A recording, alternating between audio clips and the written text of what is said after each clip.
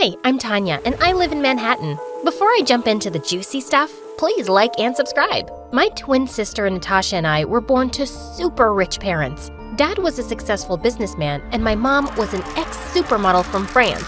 And a little wacko in the head. Growing up, Mom told us all the amazing things about her country. Oh, chérie, it is a beautiful country. So many good places to go and huge gardens.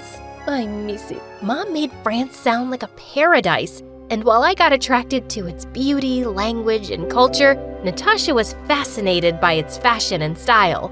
I wanted to go there so badly that I practically begged my dad every year for a vacation. Not this year, princess. Maybe when my Natasha becomes a famous model, we'll all go to Paris Fashion Week, Mom said. And she was serious. Mom was obsessed with making Natasha a supermodel. She got her to participate in all the baby pageants, and by the time we turned 5, Natasha's face was on every cereal box in the country. She was famous and evil. At school, she walked around like she owned the place, and at home, she was horrible to all the people who worked for us. She flaunted the fact that she was half French, and the worst was when she spoke in her terrible French accent. One time, Natasha caught our maid's son plucking flowers from our garden, and she went crazy. How dare you? That is my favorite flower. Didn't your mother tell you it is illegal to pluck flowers from my garden? A stupid. The boy looked confused as hell. What? You're fired, you moron. The poor boy was horrified, and the next day he left with his mother. He was just a kid. Why do you have to be so rude all the time? Why do you have to be so rude? Because I can and because he deserved it. Who knows what else he might have stolen? Don't be such a wuss now. Dad tried his best to be there for me, but he was hardly ever around. He was always flying on business trips and bought us the most expensive gifts. When everyone was asleep, he would secretly slip in an extra gift just for me. This is the author's copy of your favorite book. Enjoy! Thanks, Dad. I love you. Eventually, I got tired of gifts and realized that this was his way of making up for his absence. Years flew by, and finally, we turned 16. Mom and Dad went out and planned the most amazing Sweet 16 party for us. That day at school, I couldn't wait to go home. Dad promised to buy me the latest iPad, and I was over the moon. But as always, he got busy, and I was stuck with the devil duo. While Mom made Natasha try 1,000 dresses, I just sat in the corner with a book and waited for this misery to end. Oh my God, you're such a buzzkill. Can't you behave like a normal teenager for once? You mean normal like you are? No thank you. It was the best party ever. And when everyone left, Dad introduced us to some of his old friends who ran a successful modeling agency in LA. He had trained some of the most famous supermodels in the world. He came with his son Ryan, who was drop-dead gorgeous, and the most attractive guy I'd ever seen. He had big blue eyes and the body of a demigod. And don't even get me started on the hair. Girls, Ryan will be joining your school from tomorrow, so make sure you show him around. Oh, I could do that, Daddy. No problem. Natasha beamed like she would take a bullet for Ryan. This was the first time she moved her butt to help anyone but herself, so I was genuinely confused. It was only later when I heard her talk to Mom that I understood why she was so excited to help Ryan. He's a dumb boy, but his father can help you get to the top, baby. Make sure he falls for you, mon amour. The next day, the entire school was drooling over Ryan's looks. As if Natasha wasn't high-headed enough, now her popularity went shooting off the roof with Ryan as her arm candy. And Ryan followed her like a lost puppy all the time. Ryan, honey, please get me my salad. Don't forget the toppings. No fat though. I can't lose my precious figure. Coming right up, princess. He went rushing to give Natasha a fat-loaded burger with a milkshake. No wonder he got it wrong with her pulling off that incredible accent. And that's when I knew that whatever little crush I had on him was long gone, and he was all charm and no brains. The next few days were a blur. Our school musical was coming up, and I was the lead writer, so I was drowning in work from head to toe. During the final week of our rehearsals, the drama teacher came running to me. She looked like she'd seen a ghost. Tanya, can you change the storyline and not have a male lead at all? Our lead actor in the play fell and broke his leg. Holy bananas! There's no way we could do that on such short notice. I was losing my mind over the situation, but just then I saw Ryan walk into the hall. I was passing by when I heard you guys. I can be your lead guy. I have a really good memory, and I can learn the lines in no time. Oh, you're a savior. No problem. I gave him his script and asked him to learn everything. Within 15 minutes, he was all set. That was fast. Are you sure you can do this? I can do it if you're willing to help me. Practice my lines with me, will ya? When he started saying his lines, I stared at him wide-eyed. It was like I'd written the part for him, and he looked perfect with that face and voice. If you keep staring at me, I'll get awkward. Sorry. Anyway, you keep practicing. I gotta go. I have a class. I'll see you tomorrow. I hurried to the door to find Natasha fuming in anger. I had no idea that she'd been standing there all this time, watching us like a hawk. What the hell was that? What was what? I saw how you were looking at him. Listen, you nerd, I know you're my sister and all, but don't you dare make a move on Ryan. He's gonna ask me out, and I don't want you, of all people, to ruin this. Just dive into your books and buzz off. Okay, you jealous freak. I wasn't making a move on your boy toy. We were practicing for the school musical. Also, why do you care? You don't even like him. You're only using him so you could reach his dad and become famous. Don't make that face. I know what you and Mom are plotting. Natasha turned red and charged onto me like a raging bull. We broke into a fight, and by the time our teachers broke us apart, she had a massive blue mark smack in the middle of her face. I have a shoot today, you moron! Look what you've done!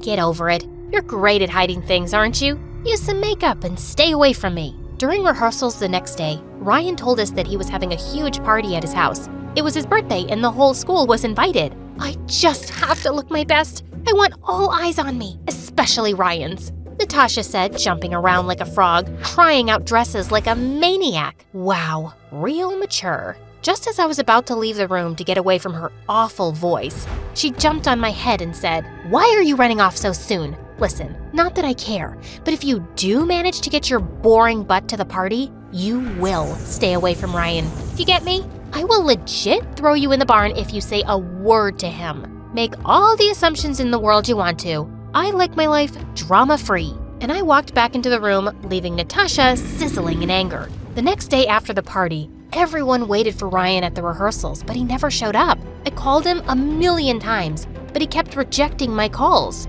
I searched and searched for him and finally found him sitting on the bleachers. Hey, we've been waiting for you for the past hour. You should have told us if you were planning to ditch us at the last moment. Go away, Tanya. I'm not in the mood. Ryan looked sad. I sat next to him and asked him what was wrong. Yesterday was my birthday, and all I wanted to do was spend some time with Natasha.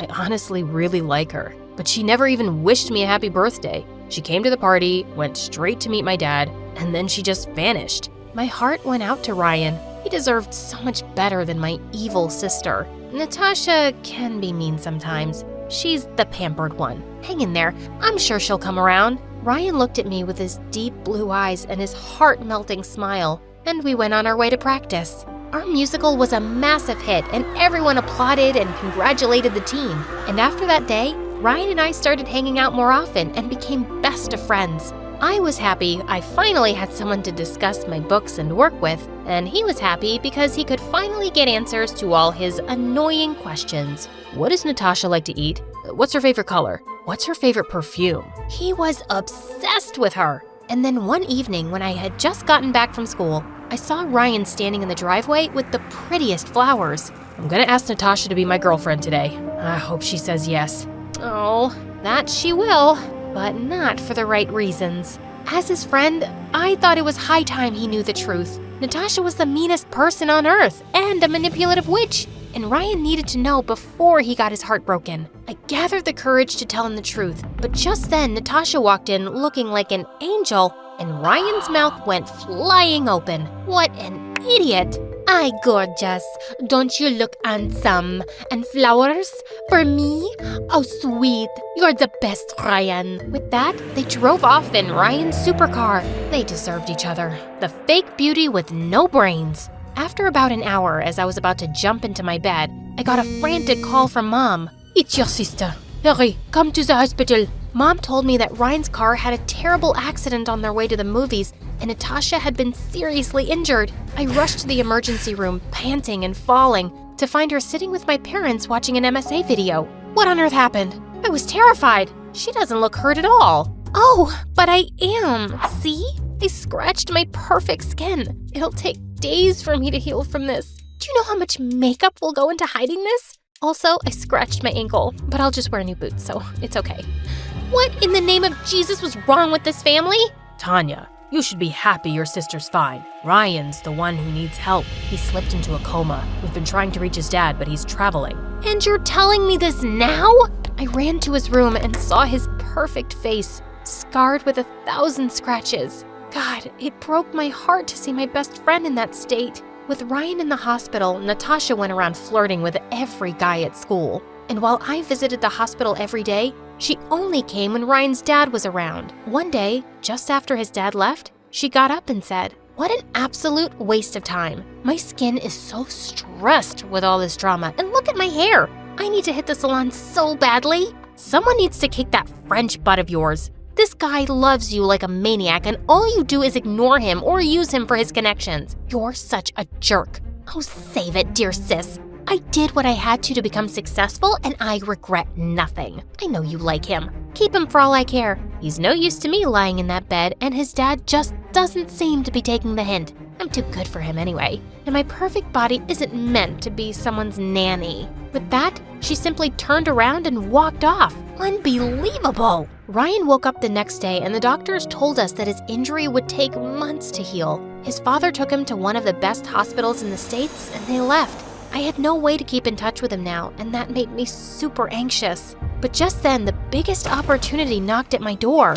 We were having a writing competition at school, and the winner was going to take home a $1,000 cash prize and a scholarship to a playwriting school in France. This was a dream come true, and I knew I had to be the best. No excuses. I decided to leave everything aside and give it my all, and when the results were announced, I'd won! On the last day of school, as I was clearing my locker, I turned around to see Ryan walking toward me with a big smile.